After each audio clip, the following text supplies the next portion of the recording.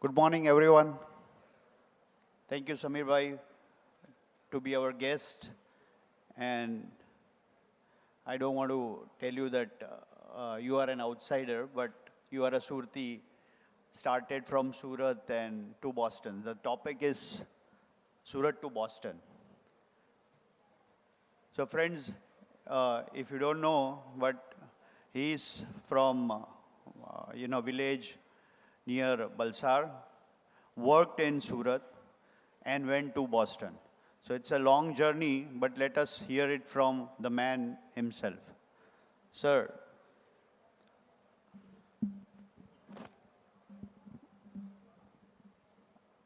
how was your childhood? Just tell us about your childhood and the hardship and the journey which you started. It's more like, I think I heard a few things about Mr. Dolokia, and I can tell you that I was born and brought up in a very small village in near Balsar. But at that time, I'm going back to 50s, there was nothing there. Even for those days, there was zero amenities. And most importantly, I believe that we were not exposed to outside world. You cannot go too far in a bullock cart. So what you have to do, it takes hours to get anywhere. So you're not exposed. So your dream, ambitions, everything gets very, very, very limited. And you do not know what's happening and you cannot dream. So one of the things that I did learn a lot in village. As we know, village, everybody knows everybody. And you know how to deal with people very, very easily. So that's the first thing you learn, how to deal with people, which is necessary for business too. Also, I was lucky enough that my grandparents used to take me once a year to either Baroda or Mumbai. And that little exposure window taught me a lot of things. And I said, I can do something. So after leaving town and getting engineering degree, I had a very, in third year of engineering, I had a very life-changing event. My father was very young and he just passed away. And at that time, I was responsible for a whole family, and suddenly I had to bring them, and I brought the family to Surat. And I lived in Sagrampura, and that's where I started my so-called adult life. But that particular event also taught me a lot. It taught me how to deal with unexpected events in life, which is also useful in business. Also, it taught me how to deal with gray areas, because gray areas are the killer in business. And the third that I learned was,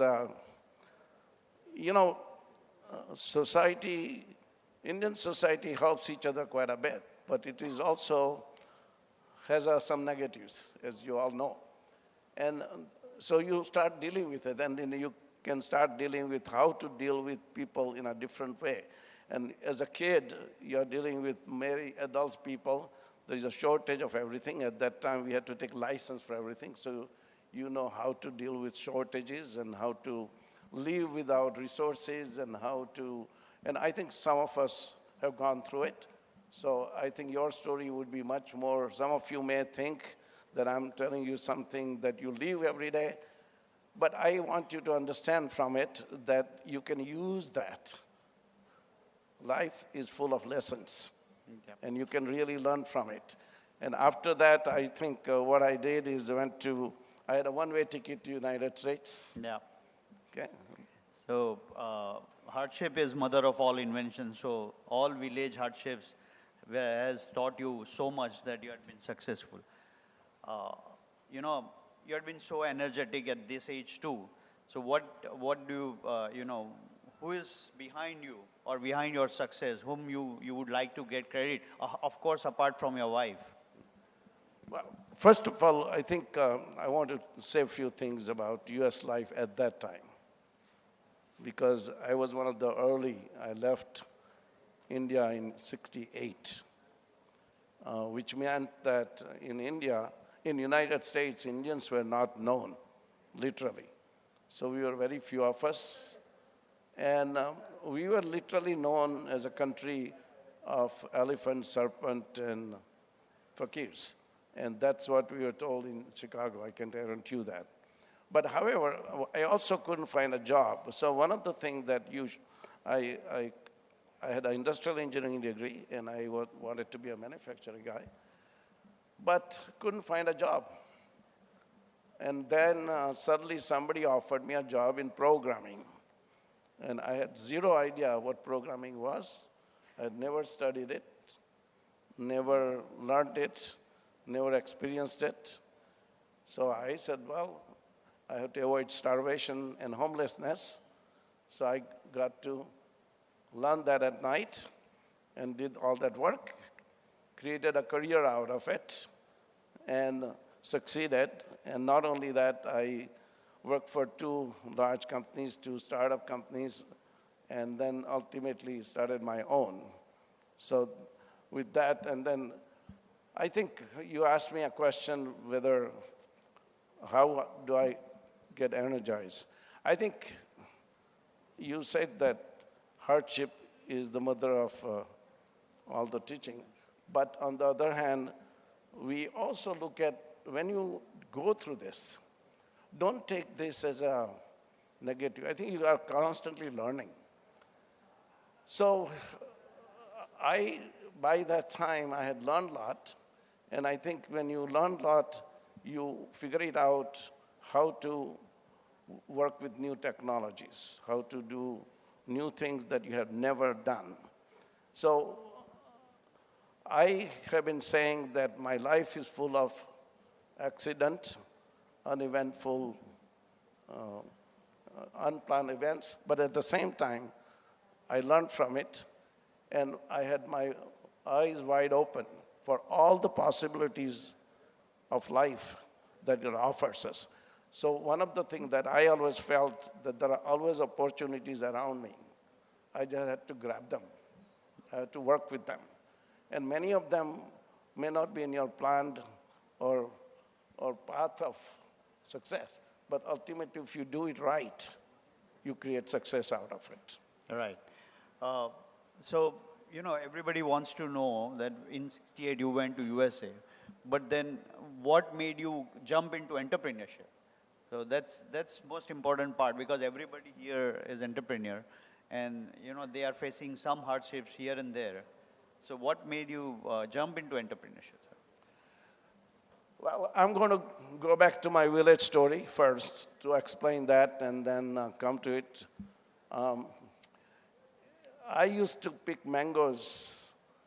That was my job. And I always wanted to be on the top of the ladder. And it didn't make difference how long or big the ladder was or how short the ladder was. You always wanted to be on the top of it. And I always remember that whenever I worked in any company, I wanted to be on the top of the ladder. So I had worked for 2 large companies. One of them was Fortune 500, other 2 startup. I was senior vice president, very comfortable salary in a startup company. I had almost 300 people working for me. I had comfortable salary. I had built new house, which has a lot of mortgage, and I had 2 young daughters.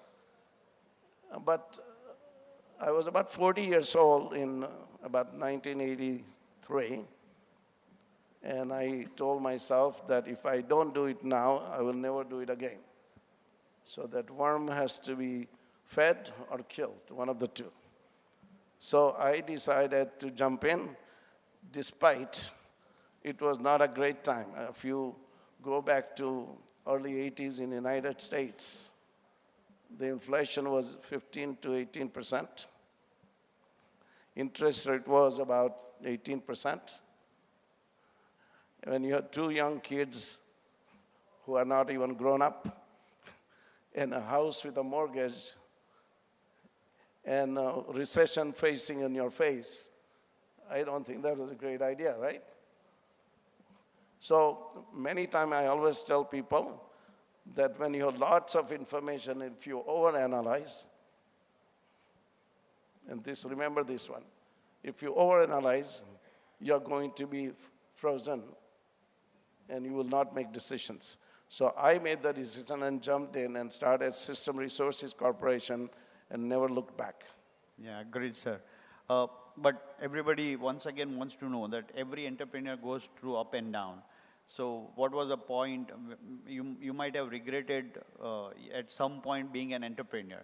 Is it so, or what? Yeah? Repeat that again. Yeah. So the hardest point in your life when you regret being an entrepreneur. Not at all. Actually, entrepreneurship has taught me a lot. I think it has provided me resources, talent, platform for many, many things. I've been able to participate in politics, businesses, community-driven, and philanthropy. I have been on many, many boards since then. I actually think that being in charge and driving your entrepreneur, being a businessman and being in charge, only thing you should remember, that is not as easy as people say. You have to be really able to work day and night and single-mindedness about that. And that's what I think is a key. And only way you can keep going is failure is not an option. That's my motto.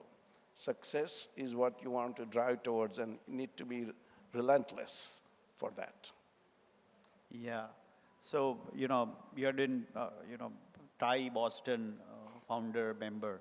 So, is TiE Boston has, achieved what it was established for, so that Surat TiE can be, get that inspiration? So, what is your take on TiE Boston success?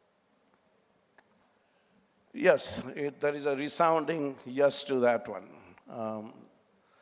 TiE Boston just celebrated 25 plus years this year, and it has contributed tremendous amount of economic growth, almost billions.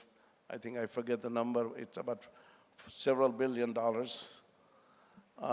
It has also benefited a lot of people. I think when you look at it, the TiE charter members, which are about 200 of them, I think, not only have contributed tremendously to economic growth, but they have committed to community, philanthropy, and even India. I think many of these entrepreneurs, like many speakers have already said, that you can take Indian out of India, but his heart is going to be still here. And I think there's something unique about India, and I think you should remember this. I met people from about 100 countries, and I can tell you that Indians in other countries have something very unique, that they think about India. They know what town or the city or village they came from. Very few other nationalities remember that. And I think it's a value proposition for me, because they really help a lot of things here because of that. Right. So everybody once again wants to know that how TiE enrich those who are member and a young entrepreneur. What TiE does different to their members and young entrepreneurs?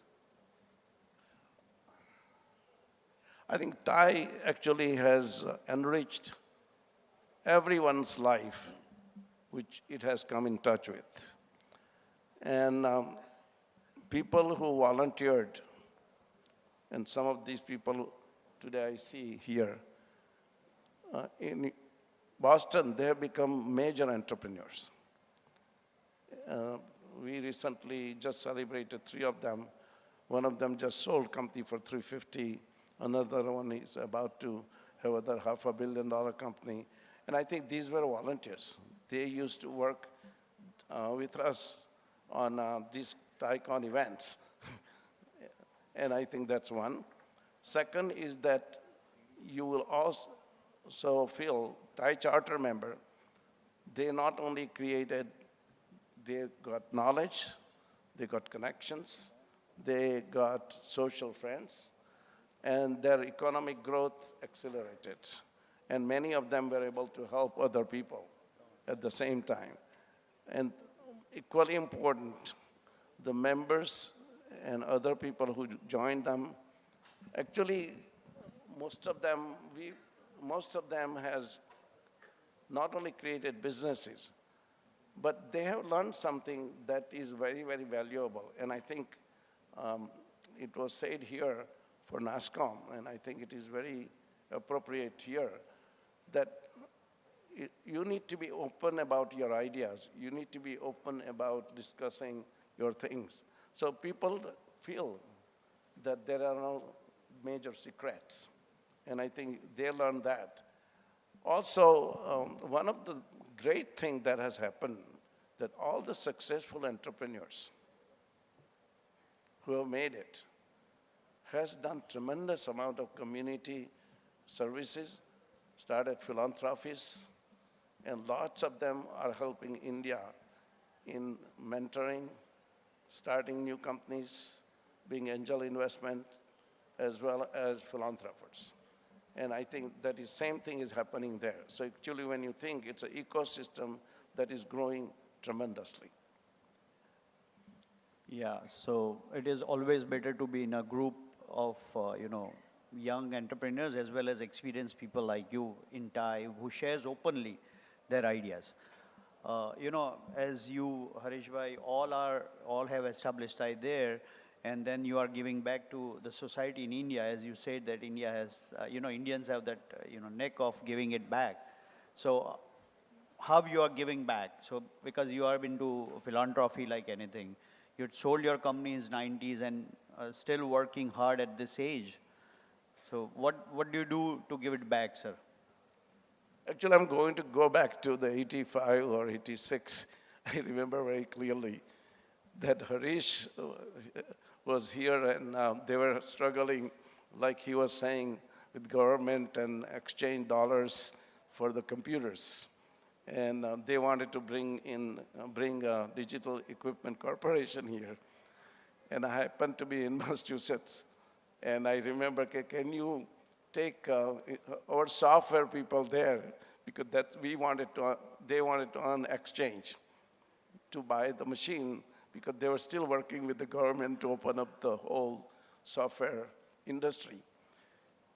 And I remember clearly that at that time there was no H-1 visa. And I think I remember him at midnight talking to his midnight and my morning and other way around many times, talking about and interviewing people at night at 1 o'clock. And I would have then bring them there on a so-called B1 visa or something like that. So I think even there, we started like that, and I did not do it because that was not my main business. One reason I wanted to do it, because on one hand, I wanted to help India. At the same time, I think there were connections that were being made, and I knew it was going to be a big industry at that time. But I think coming back to what I have done, our family always have been involved in community services in this country as well as in United States. One of the things we had to do, because we were very early, there were no associations.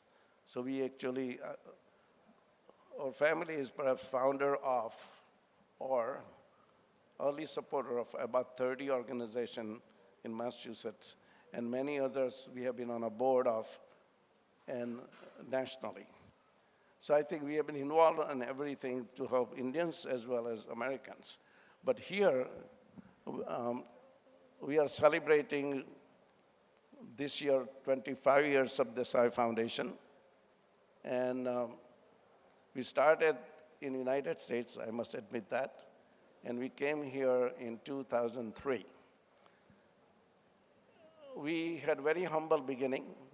We put some money and family supporting it big time now, but we became public in 2014. Now, since 2003, we have expanded in this country a lot more than the US. Actually, we have frozen US programs currently. But here, we are in 8 states, from Tamil Nadu to Karnataka to Orissa to UP, Maharashtra, obviously Gujarat. We are very big in Gujarat. And I forget all the states.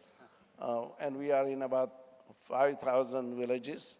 We strictly work in villages. We are empowering women and children through health and livelihood. We have last year, and we have right now 500 people working with us throughout the country. Our headquarters is in Navsari, and we have people all over the country.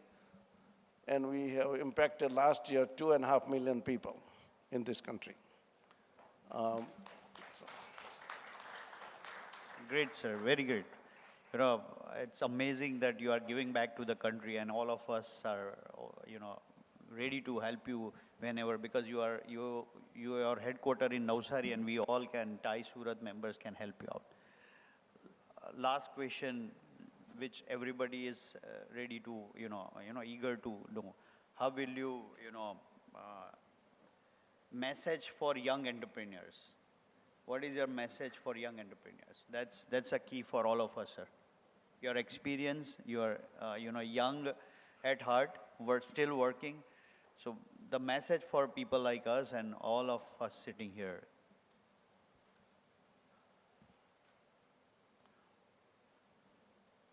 I am going to, I watched, not too long ago, I watched a series called Men Who Made America.